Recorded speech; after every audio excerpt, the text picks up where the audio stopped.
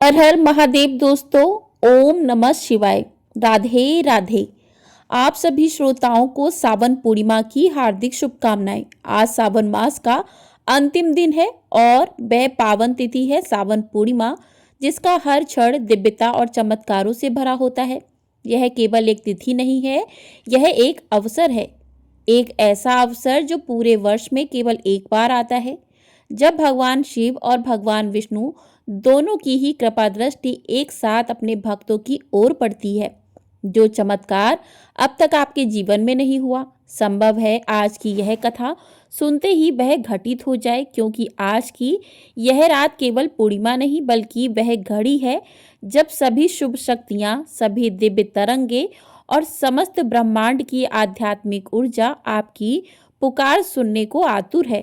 तो यदि अब तक आपका मन कोई अभिलाषा लिए बैठा है, यदि अब तक आपको किसी संकल्प की सिद्धि नहीं मिली, तो समझ लीजिए आज का दिन वह अंतिम द्वार है जिसे खोलकर आप भगवत कृपा की धारा अपने जीवन में प्रवाहित कर सकते हैं।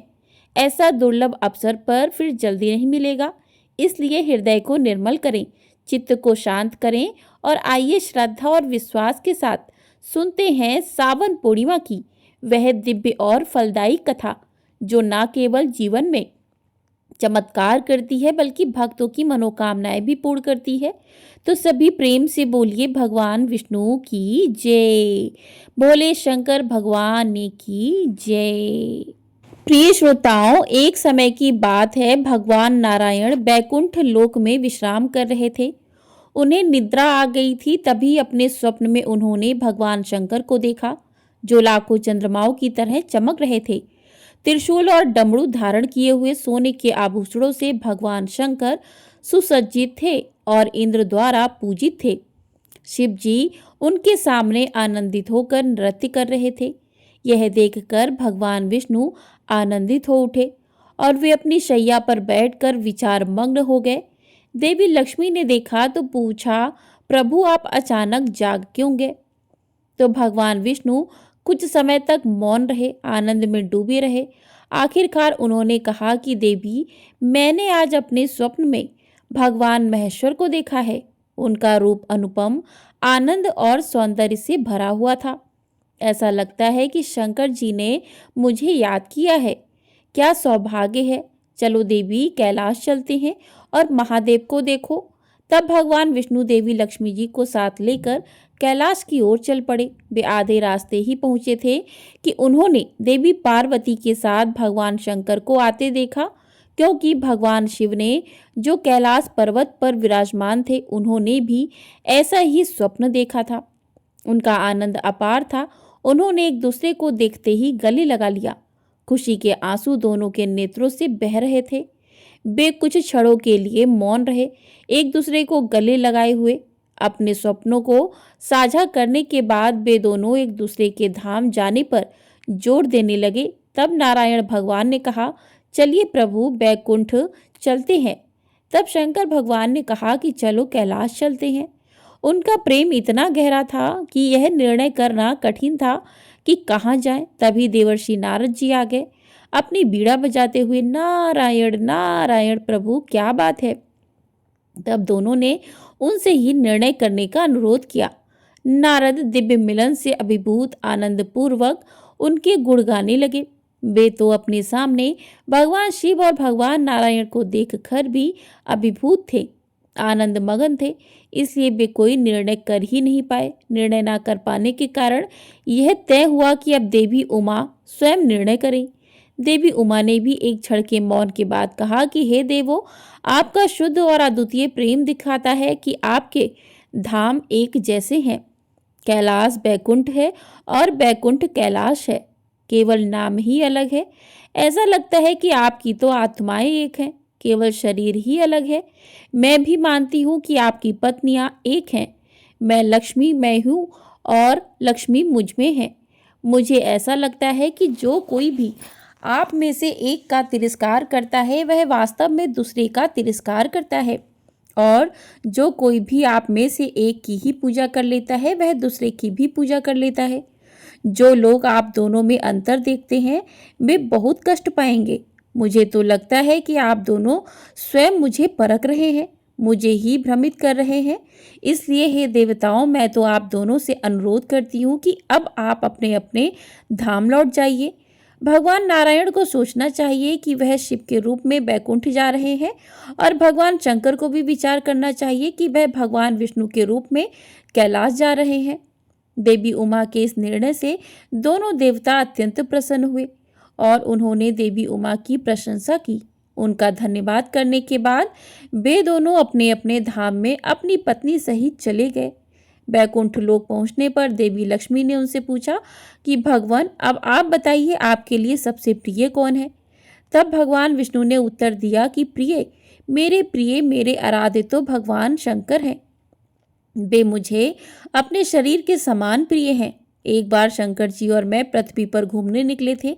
मैं किसी ऐसे व्यक्ति की खोज में था जो मेरी तरह अपने प्रिय की खोज करता हो। तब मैंने भगवान शंकर से भेंट की और हम एक दूसरे की ओर ऐसे खिंच गए जैसे हम पहले मिल चुके हों। मैं जनार्दन हूँ और मैं महादेव भी हूँ, और वह महादेव हैं और जनार्दन भी है। हम में कोई अंतर नहीं है। ऐसा अंतर नहीं है जैसे दो बर्तनों में रखा हुआ पानी। शिव जी के भक्त मुझे प्रिय हैं, लेकिन जो लोग शिव जी की पूजा नहीं करते वे मुझे कभी प्रिय नहीं हो सकते।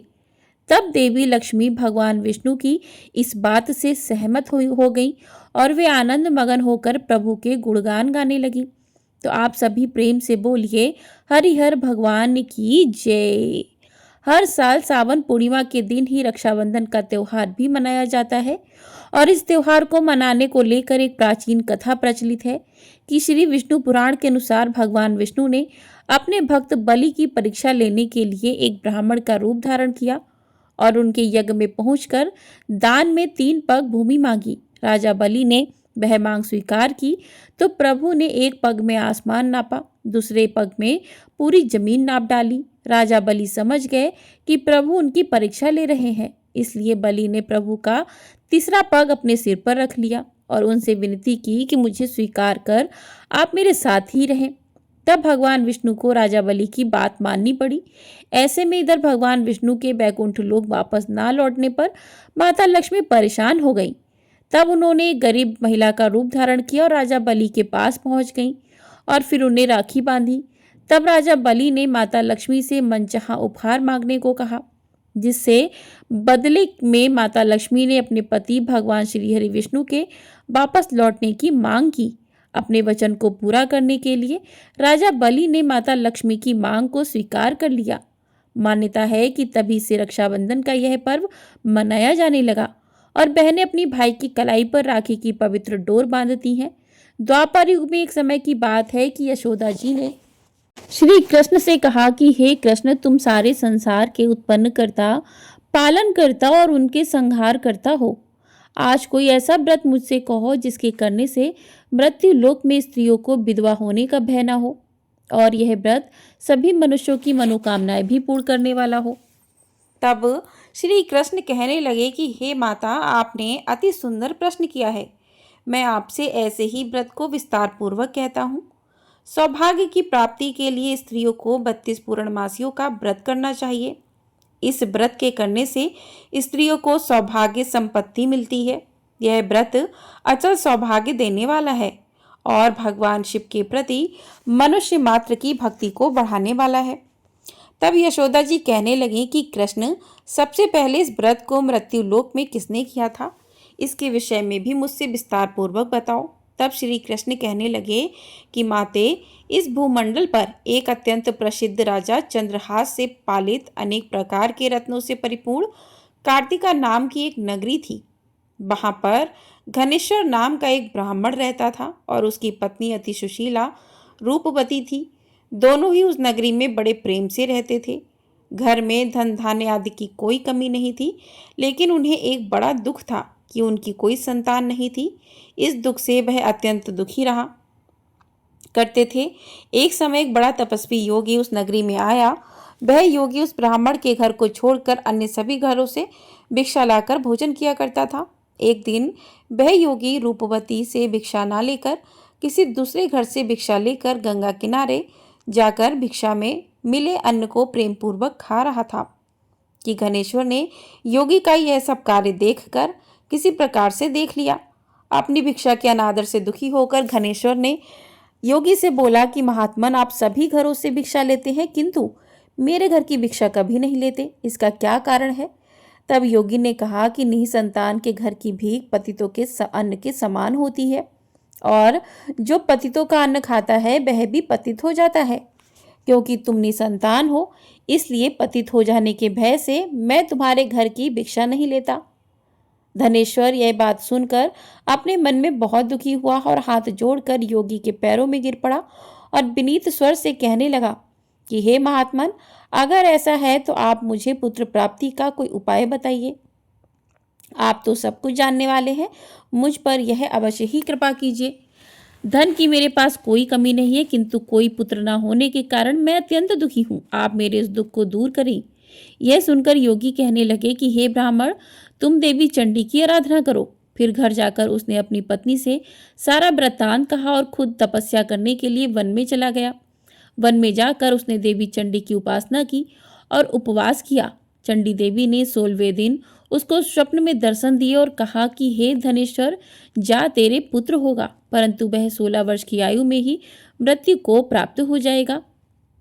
अगर तुम दोनों पतिप 32 पूर्णमासियों का व्रत विधि पूर्वक करोगे तो वह दीर्घायु होगा। जितनी तुम्हारी सामर्थ्य हो आटे के उतने दिए बनाकर शिव जी का पूजन करना, किंतु पूर्णमासी को 32 की संख्या पूरी हो जानी चाहिए। प्रातःकाल होने पर इस स्थान के पास ही तुम्हें आम का एक वृक्ष दिखाई देगा। उस पर चढ़कर तुम एक फल तोड़कर जल्दी अपने घर चले जाना और अपनी पत्नी से सारा वृत्तांत कहना। ऋतु स्नान के बाद वह स्वच्छ होकर श्री शंकर जी का ध्यान करके उस फल को खा लेगी। तब शंकर भगवान की कृपा से उसको गर्भ ठहर जाएगा। जब वह ब्राह्मण प्रातःकाल उठा तो उसने उस स्थान के पास ही आम का एक वृक्ष देखा जिस पर अत्यंत सुंदर आम का एक फल लगा हुआ था। ब्राह्मण ने उस आम के वृक्ष पर चढ़कर फल को तोड़ने का प्रयास किया, किंतु वृक्ष पर कई बार प्रयास करने पर भी वह नहीं चढ़ पाया। अब तो ब्राह्मण को बड़ी चिंता हुई। तब वह विघ्न विनाशक श्री गणेश जी की वंदना करने लगा कि हे दयानिधे, अपने भक्तों के विघ्नों का नाश करके उनके मंगल कार्य को करने वाले, दुष्टों का नाश करने वाले, रिद्धि सिद्धि के देने वाले, आप मुझ पर कृपा करें। प्रभु, मुझे इतना बल दें कि मैं अपने मनोरथ को पूर्ण कर सकूं। इस प्रकार सच्चे मन से भगवान गणेश की प्रार्थना करने पर वह भगवान की कृपा से वृक्ष पर चढ़ गया। वृक्ष पर से फल तोड़कर उसने घर आकर अपनी पत्नी को वह फल लाकर दे दिया और उसकी पत्नी ने अपने पति के कहे अनुसार उस फल को खा लिया और वह गर्भवती हो गई। देवी चंडी की असीम कृपा से उसे एक अत्यंत सुंदर पुत्र हुआ जिसका नाम उन्होंने देवीदास रखा। माता पिता के हर्ष और शोक के साथ वह बालक शुक्ल पक्ष के चंद्रमा की तरह अपने पिता के घर में बढ़ने लगा। देवी की कृपा से वह बालक बहुत ही सुंदर, सुशील और विद्या में बहुत निपुण हो गया था। देवी की आज्ञा अनुसार उसकी माता ने 32 पूर्णमासी का व्रत रखना आरंभ कर दिया जिससे उसका पुत्र बड़ी आयु वाला हो जाए। 16वां वर्ष लगते लगते देवीदास के माता पिता को बड़ी चिंता हो गई कि कहीं उनके पुत्र की इस वर्ष मृत्यु न हो जाए। इसलिए उन्होंने अपने मन में विचार किया कि अगर यह दुर्घटना उनके सामने हो गई तो वे कैसे सहन कर सकेंगे। इसलिए उन्होंने देवीदास के मामा को बुलाया और कहा कि हमारी इच्छा है कि देवीदास 1 वर्ष तक काशी में जाकर विद्या अध्ययन करे और उसको तुम अकेला कभी नहीं छोड़ना, इसलिए तुम साथ में जाओ और 1 वर्ष के बाद इसको वापस लौटा लाना। सारा प्रबंध करके उसके माता पिता ने काशी जाने के लिए देवीदास को एक घोड़े पर बिठाया और उसके मामा को उसके साथ कर दिया, किंतु बालक के अल्पायु होने की बात बालक को या उसके मामा को नहीं कही। धनेश्वर ने अपनी पत्नी के साथ मिलकर अपने पुत्र की मंगल कामना और दीर्घायु के लिए देवी भगवती की आराधना और पूर्णमासियों का व्रत आरंभ कर दिया। इस प्रकार बराबर 32 पूर्णमासी का व्रत पूरा किया। कुछ समय बीतने के बाद एक दिन वह दोनों मामा और भांजे रास्ते में रात बिताने के लिए किसी ग्राम में ठहरे हुए थे। उस दिन उस गांव में एक ब्राह्मण की अत्यंत सुंदर, सुशीली, विदुषी और गुणवती कन्या का विवाह होने वाला था। जिस धर्मशाला के अंदर वर और उसकी बारात ठहरी हुई थी उसी धर्मशाला में देवीदास और उसके मामा भी ठहरे हुए थे। संयोगवश कन्या को तेल आदि चढ़ाकर मंडप आदि का कर्म किया गया तो लग्न के समय वर को धनुर्वात हो गया। वह हिलने डुलने और चलने में बिल्कुल असमर्थ हो गया। तब वर के पिता ने अपने परिवारजनों से परामर्श करके निश्चय किया कि यह देवीदास मेरे पुत्र जैसा ही सुंदर है, मैं इसके साथ ही लगन करा दूं और बाद में विवाह के सभी कार्य मेरे पुत्र के साथ हो जाएंगे। ऐसा सोचकर देवीदास के मामा से जाकर वह बोला कि तुम थोड़ी देर के लिए अपने भांजे को हमें दे दो, जिससे विवाह के लग्न का सारा कार्य सुचारू रूप से हो सके। तब उसका मामा कहने लगा कि जो कुछ भी मधु पर्क आदि कन्यादान के समय वर को मिले वह सब हमें दे दिया जाए तो मेरा भांजा इस बारात का दूल्हा बन जाएगा। यह बात वर के पिता ने स्वीकार कर ली और तब मामा ने अपना भांजा वर बनने को भेज दिया और उसके साथ विवाह के सभी कार्य रात में विधि पूर्वक संपन्न हो गए। पत्नी के साथ वह भोजन नहीं कर सका। दुखी मन से वह सोचने लगा कि ना जाने ये कैसी स्त्री होगी। वह एकांत में इसी सोच में पड़ा हुआ था कि उसकी आंखों में से आंसू भी आ गए। तब उसकी पत्नी ने पूछा कि क्या बात है, आप इतने उदासीन और दुखी क्यों हो रहे। तब उसने वह सारी बातें जो वर के पिता और उसके मामा में हुई थी बधू को बता दी। तब वह बधू कहने लगी कि यह ब्रह्म विवाह के विपरीत कैसे हो सकता है। देव, ब्राह्मण और अग्नि के सामने मैंने आपको ही अपना पति बनाया है, इसलिए आप ही मेरे पति हैं। मैं आपकी ही पत्नी रहूंगी, किसी अन्य की बिल्कुल भी नहीं। तब देवीदास ने कहा कि ऐसा मत करो, क्योंकि मेरी आयु बहुत थोड़ी है। मेरे मरने के बाद तुम्हारी क्या गति होगी, इस बात को अच्छी तरह सोच लो। परंतु वह बधू दृढ़ निश्चय विचार वाली थी। बोली कि जो आपकी गति होगी वह भी मेरी गति होगी। हे स्वामी, आप उठिए और भोजन कीजिए, आप निश्चय ही भूखे होंगे। तब देवीदास और उसकी पत्नी ने मिलकर भोजन किया और रात में वे सो गए। प्रातःकाल देवीदास ने अपनी पत्नी को 3 नगों से जड़ी हुई एक अंगूठी और एक रुमाल दिया और बोला कि प्रिय, इसे संकेत समझकर रखो और शांत हो जाओ। मेरा स्मरण और जीवन जानने के लिए एक पुष्प वाटिका बना लो, उसमें सुगंधी वाली एक नव मल्लिका लगा लो। उसको हर दिन जल से सींचना और आनंद के साथ खेल कूदना और उत्सव मनाना।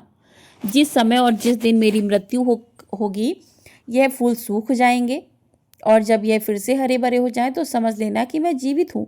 यह बात निश्चय करके समझ लेना और इसमें कोई भी संशय मत करना। ऐसा समझकर बुझाकर वह चला गया और प्रातःकाल होते ही वहां पर गाजे बाजे बजने लगे। जिस समय विवाह के कार्य समाप्त करने के लिए वर तथा सभी बाराती मंडप में आए तो कन्या ने वर को भली प्रकार से देखकर अपने पिता से कहा कि यह मेरा पति नहीं है, मेरा पति वही है जिसके साथ रात में मेरा विवाह हुआ था। इसके साथ तो मेरा विवाह ही नहीं हुआ। तो बताइए कि मैंने इसको क्या दिया था और रात में हमारे बीच में क्या गुप्त बातें हुई थी, वह सब बताए। पिता ने उसके कहे अनुसार वर को बुलवाया और कन्या की सारी बातें सुनकर कहने लगा कि मैं कुछ नहीं जानता। इसके बाद वह लज्जित होकर अपना समूह लेकर चला गया और सारी बारात भी अपना अपमानित होकर वहां से लौटकर चली गई। तो कृष्ण आगे बोले कि माते, इस प्रकार देवीदास काशी विद्या पढ़ने के लिए चला गया। जब कुछ समय बीत गया तो काल से प्रेरित होकर एक सांप रात के समय उसको डसने के लिए वहां पर आया। उस विषधर के प्रभाव से उसके बिस्तर के चारों ओर विष की ज्वाला से वह बिस्तर विषैला हो गया, परंतु व्रतराज के प्रभाव से उसको वह सांप काट नहीं पाया, क्योंकि पहले ही उसकी मां ने 32 पूर्णमासी का व्रत कर रखा था।